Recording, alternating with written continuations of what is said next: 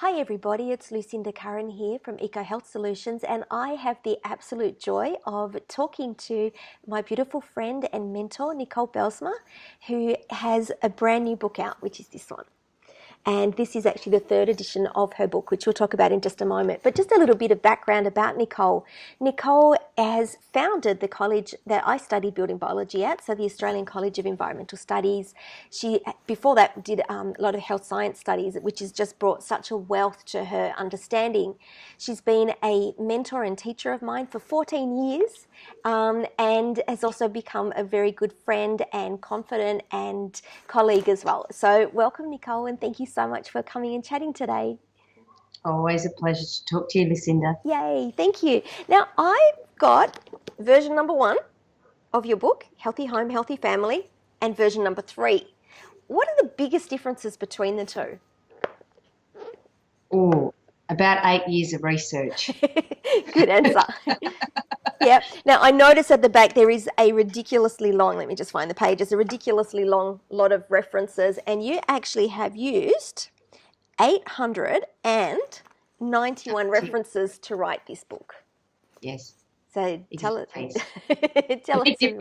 The big difference was I've started my PhD in the last 3 years, which meant I have access to all the search engines and databases for research on electromagnetic fields, mold, biotoxins and toxicants or man-made chemicals. So it's like a child in a lolly shop, and I think that's reflected in my latest book.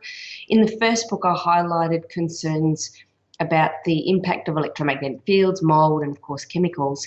And in the last 8 years, the amount of evidence associated with all of those hazards typically found in the home has just skyrocketed. It's just validated my concerns, 8 years ago or 20 years ago when I first got into environmental medicine and started looking at this.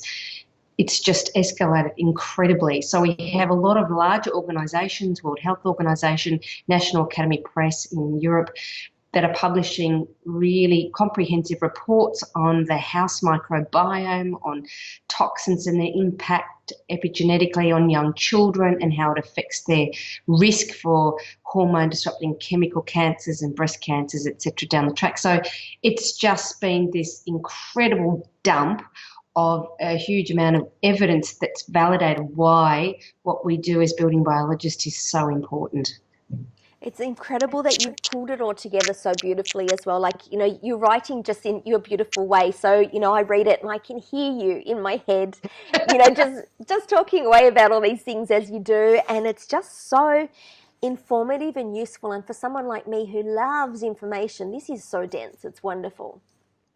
Yes, it's really a Bible, I've been told, in the environmental medicine, and it really provides some information for clinicians and health practitioners how to diagnose these environmental sensitivities so that the patient can give it to their doctor and start upskilling them in the ability to identify that maybe their homes are contributing to their illnesses. I think that's a huge thing to be doing, because I think so many times there's misdiagnoses. I mean, doctors only know, or health practitioners only know, all of us only know what we know.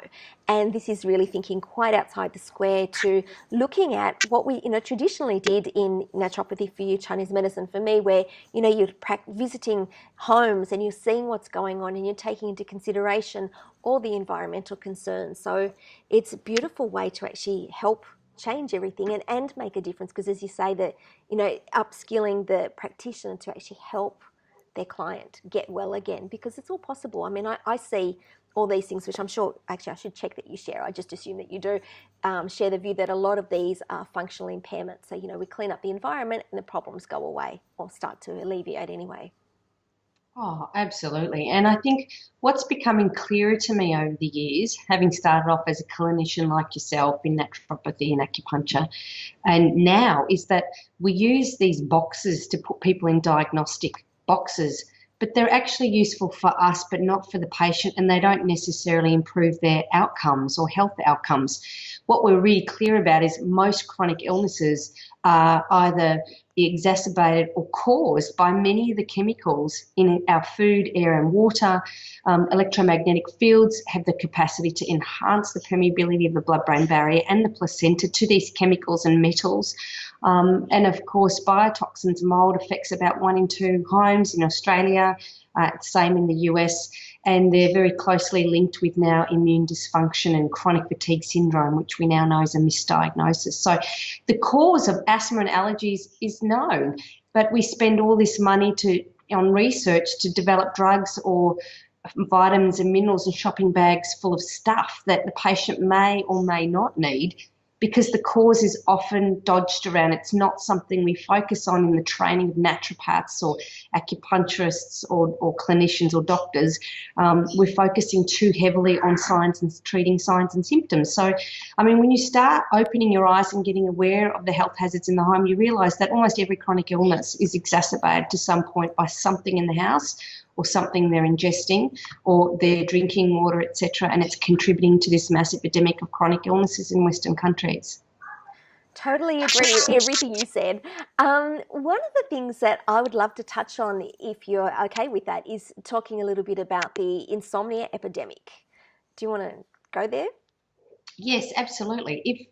If someone can't sleep and they've excluded things like stress, caffeine, taking any recreational or prescriptive drugs, or too much light, then the home really needs to be considered, because we know really clearly that electromagnetic fields, and in particular AC magnetic fields from current from appliances like meter panels and digital clock radios, etc., and blue light from digital devices affects melatonin and it affects the circadian rhythm. So electromagnetic fields is the first thing we think of as a building biologist when we're looking if the house is contributing to insomnia, and it's often because they're sleeping within 2 meters of an AC magnetic field or a wireless device. Routers are particularly notorious because they are designed to beam across the entire house and into your backyard and into the neighbours, and that's why we have you can see on your phone how many other people's wireless devices you can pick up. And it is a huge problem. We're bathing ourselves in this electromagnetic field radiation that's over 1,000 billion-fold higher than what our grandparents were exposed to, and there hasn't been research to see what impact this has of the safety of these technologies on human health. So like asbestos and lead dust and PVC and benzene, it's going to take a generation or more to get a good understanding of what impact it has on human health. And if we're to look at the most current research, especially from the Russians, their 30 years of research have stated very clearly that, if you're using devices like your mobile phones next to your head for at least 30 minutes a day, which most people do, for 5 years, that it does result in significant impacts on human health, starting with, your headaches, your fatigue, some people the dizziness and tinnitus in their ears, and sleep dysfunction is a very big part of electromagnetic, or the first signs of electromagnetic sensitivity. So we're all affected. Some of us are more sensitive. They're the canaries in the mine. And after all the research I've done interviewing the top environmental doctors in Australia and New Zealand, I think these people, 20% of the population who are much more sensitive to the molds and to the electromagnetic fields, they are the most important biomarker we have on the planet. And if we don't listen to these people, the entire human species is at risk of infertility, more chronic illnesses, cancer risks, etc. So I think they're an important class of our members who we need to study as to, how, and listen to what they're saying, because what we find in a lot of blood tests and the formation of red blood cell clumping is that when people are exposed to radio frequencies, that clumping of red blood cells happens in all of us, but it's only the people with electrical sensitivity who seem to be aware of, it's giving me a headache, or I feel my heart, I can feel the palpitations. We need to listen to them because it's affecting all of us. And the beauty is with them is that they can move away from the problem because they're aware of it, whereas most of us drop dead from cancer or cardiovascular disease. Most of these people don't die from cancers, according to many of the physicians who specialise in chronic fatigue syndrome, saying, very few of their chronic fatigue patients die of cancer.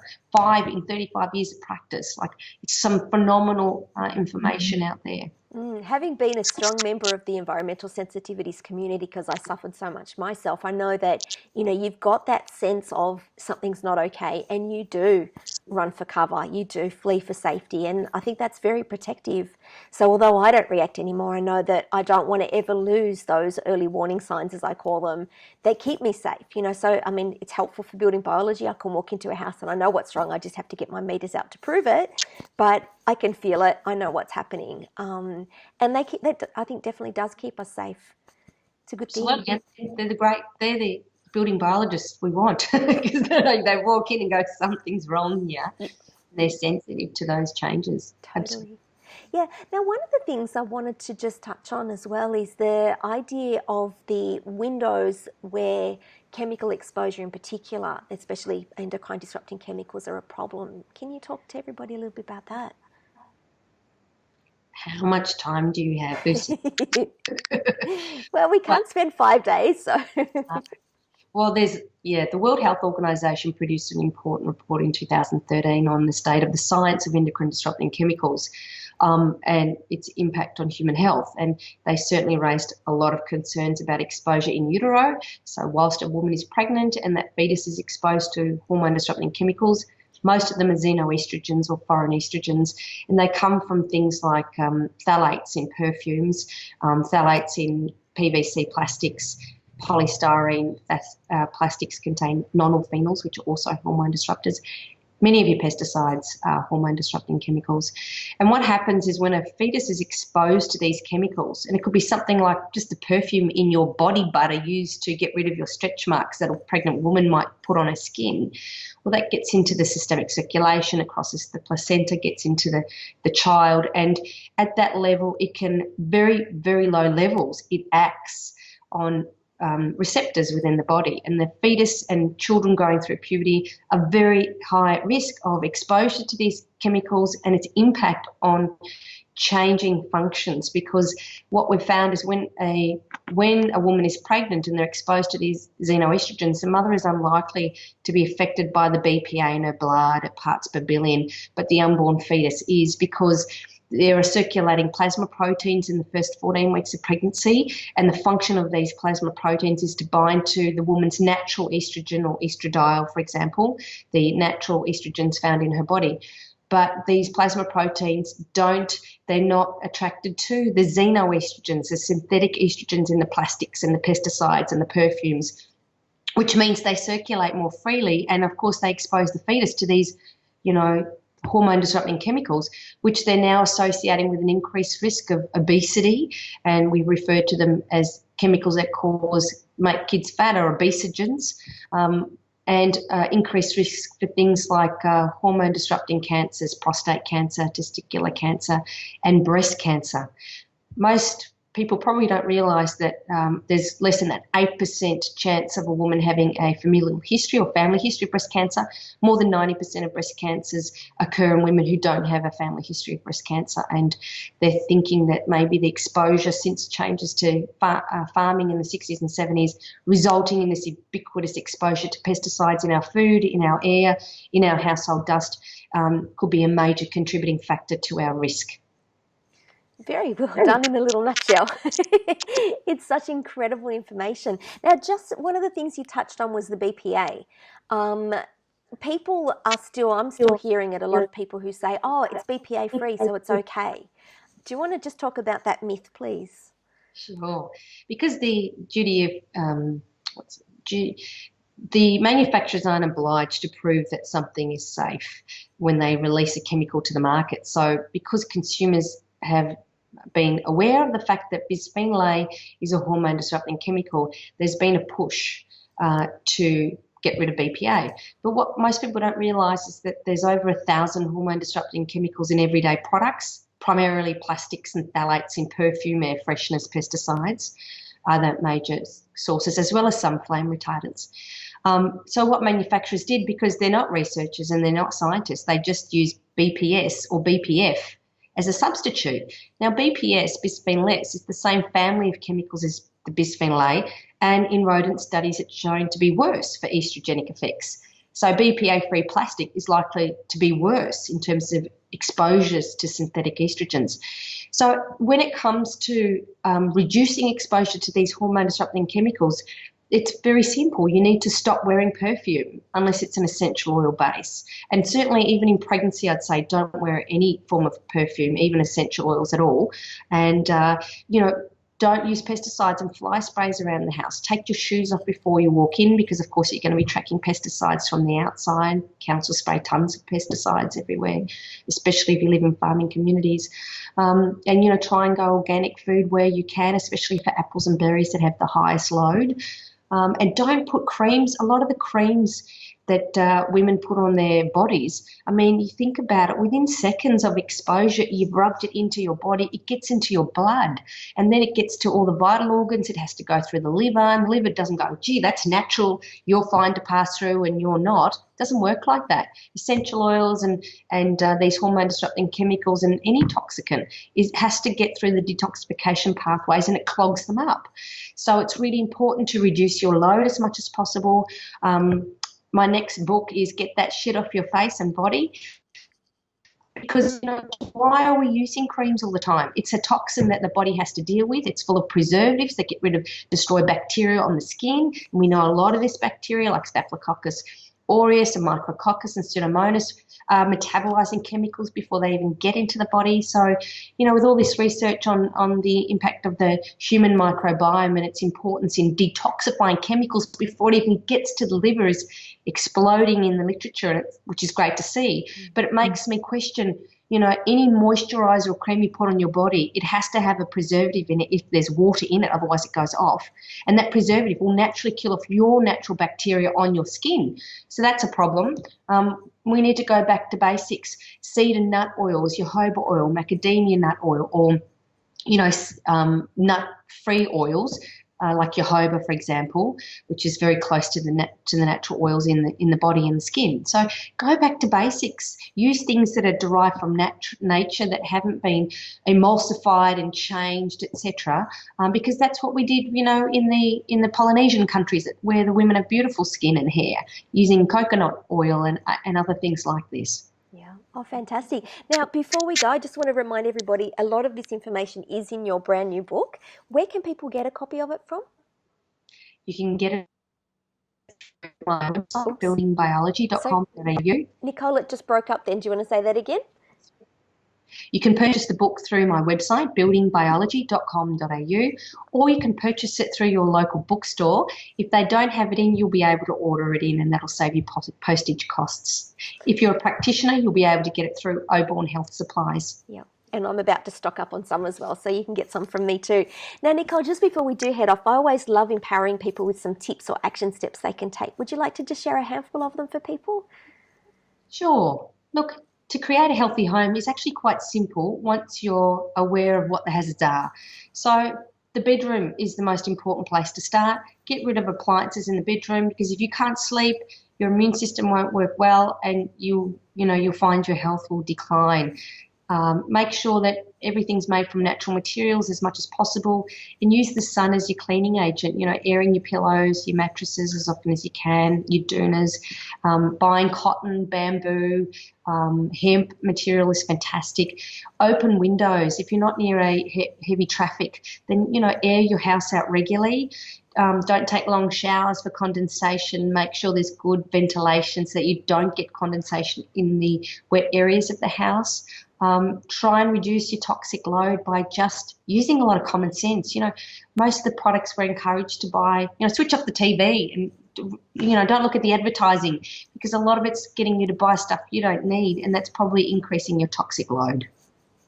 Fantastic lot of advice, Nicole. Thank you yet again for an amazing discussion, and I'm sure people are going to be inspired and grab themselves a copy. This is definitely something that every home should have. So thank you so much for all the work and effort you've put into it, and for leading the way with our industry. Thank you so much.